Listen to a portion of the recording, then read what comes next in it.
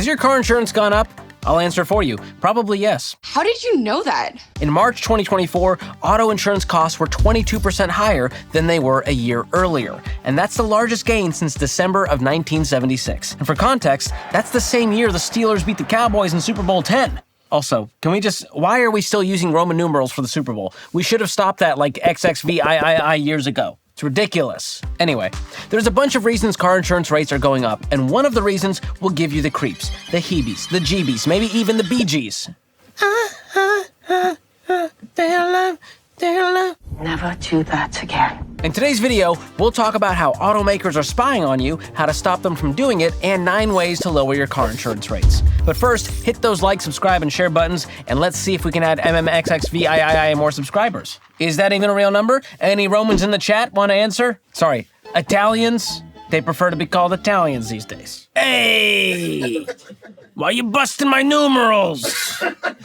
What are you doing? Speaking Italian. Babidi-boopy.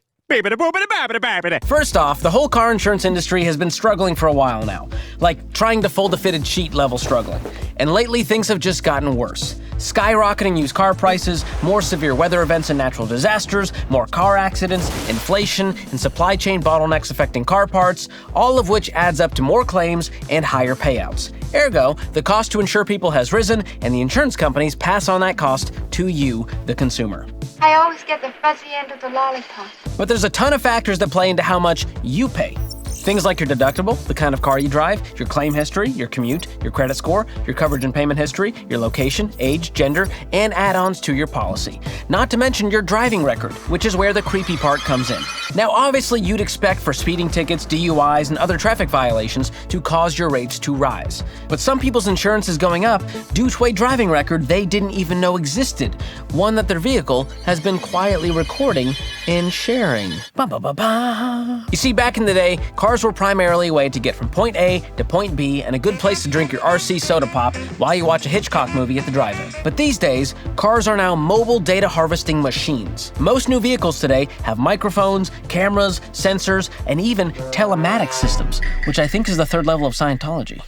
And all of these fancy doodads collect and send your information to the car manufacturer. And some of the biggest automakers are collecting that driving data and selling it to data brokers like Verisk and LexisNexis. These data brokers create what's known as a consumer disclosure report, which is basically a giant document containing a bunch of personal information about you. These reports can include driving data like speeding, hard braking, and hard accelerating, even the length of trips the person takes in the vehicle. Then they sell that info to insurance companies, who then assess your riskiness and adjust your rates accordingly, or worse, refuse coverage altogether. Now, the car companies say consent is king and that they're not sharing this info without your approval. But a lot of people have no idea it's happening because they didn't read all the fine print when they signed the dotted line at the dealership. But wait, there's more creepiness.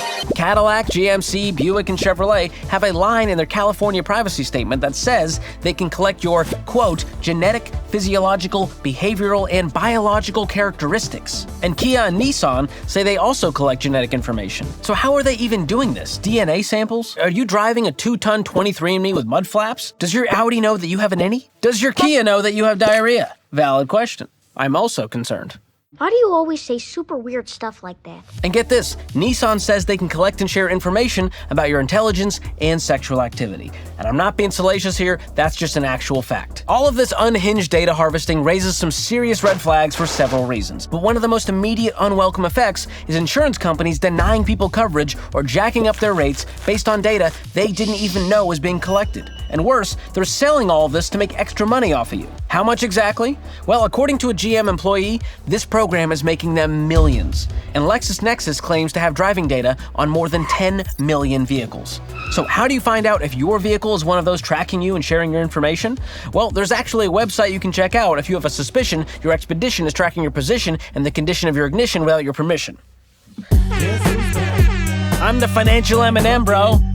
Mom spaghetti, mom spaghetti. What's the other line? Arms are heavy. Arms are heavy. We sneak, arms are heavy. Mom spaghetti. We sneak. We sneak, eyes are heavy. Getting sleepy, taking nappy. Child. Anyway, so to find out what data your vehicle is capable of collecting, go to vehicleprivacyreport.com and enter your VIN. And if you've got a diesel, you know what to do. And if you want to request your consumer disclosure report from LexisNexis and Verisk, I'll drop the links below in the description to save you the time. Or you could also check your privacy settings on your car's infotainment system or app to see if you can opt out of data sharing, and I would recommend it. And now that we know even cars can obtain some truly disturbing and personal data, like how your seats are unusually warm, even though your car doesn't have seat warmers, you probably want to opt out of having your info gathered and sold by these data brokers. So be sure to check out Delete Me, one of the sponsors of today's video.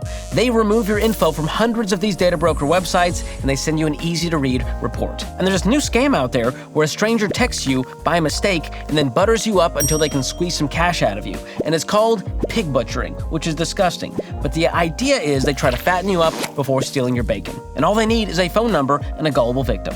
So help protect yourself from the risks of identity theft and online scams with Delete Me. Go to joindeleteme.com/George and get 20% off any of their plans. Or just click the link in the description. And while we're talking about smart money moves, let me tell you about a high-yield savings account offered by Laurel Road, one of the sponsors of today's video. You can earn a great interest rate, 5.15% APY right now, and make money while you sleep.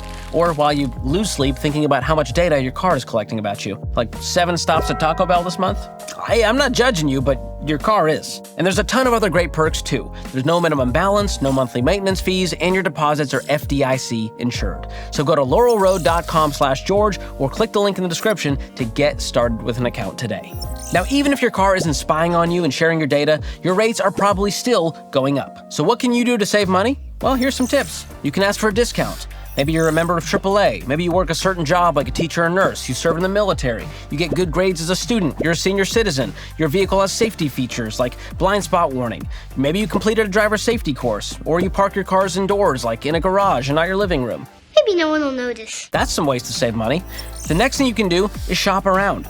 You're not married to your car insurance policy. If you don't like your rate, just swipe left and see what else is out there.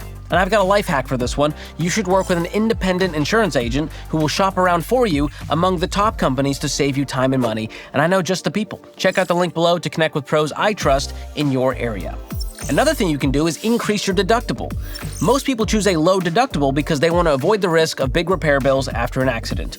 But low deductible equals higher premiums. Higher deductible equals lower premiums. That's what you want. So here's what you do. Start a sinking fund for car repairs and raise your deductible to around $1,000. That could save you 40% or more on your premiums.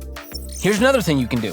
Drop the coverage you don't need. When you have a fully funded emergency fund, maybe you drop the extras like emergency roadside assistance or rental car reimbursement to keep more cash in your pocket. You can even drop collision coverage if you have an older car that's paid off and you have enough in savings to cover the replacement on your own. But here's the thing, never ever cut back on liability insurance. Repairs and medical bills can cost hundreds of thousands of dollars after an accident. And if that's more than your insurance policy covers, you're legally required to pay the rest. I recommend carrying at least $500,000 in liability, that way you're actually protected.